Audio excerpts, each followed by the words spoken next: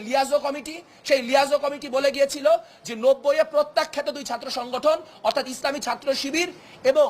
আপনার ছাত্র সমাজ এই দুটি সংগঠনের বিরুদ্ধে ব্যাপারে কি করা হবে তা পরবর্তী মিটিংগুলিতে সিদ্ধান্ত গ্রহণ করা হবে। কিন্তু আমরা অবাক হয়ে দেখতে পেয়েছি এরপর লিয়াজো কমিটি বলেই আর কোনো কিছু এক্সিস্ট করেনি। তারই ধারাবাহিকতায় বারবার করে বিশ্ববিদ্যালয় প্রশাসন আমাদেরকে শিবিরের সঙ্গে মিটিংয়ে বসানোর চেষ্টা করেছে এবং আপনারা বারবার লক্ষ্য করবেন যে কেমন করে প্রত্যেকবার ছাত্র শিবির কোনো পলিটিক্যাল বিপদে পড়লেই এমন কোনো একটা পরিস্থিতির উদ্ভব ঘটানো হয় যেই পরিস্থিতিকে কাজে লাগিয়ে ছাত্র শিবিরের সঙ্গে বাকি সংগঠনগুলির মিটিং করিয়ে ছাত্র শিবিরকে নরমালাইজ করার একটি রাজনীতি আমাদের বিশ্ববিদ্যালয় প্রশাসন করে থাকে। এবং এবারও আমরা দেখতে পেলাম, আপনাদের কাছে মিডিয়ার ফুটেজ রয়েছে, আপনারা সাক্ষী, আমাদের বিশ্ববিদ্যালয়ের যিনি প্রক্টর তিনি প্রত্যক্ষভাবে টিএসসিতে দাঁড়িয়ে গত 36শে জুলাই অর্থাৎ 5ই আগস্ট বলেছিলেন যে যারা চিহ্নিত রাজাকারদের ছবি এখানে টাঙালো তাদেরকে ক্ষমা প্রার্থনা করতে হবে এবং তিনি বলেছিলেন যে তিনি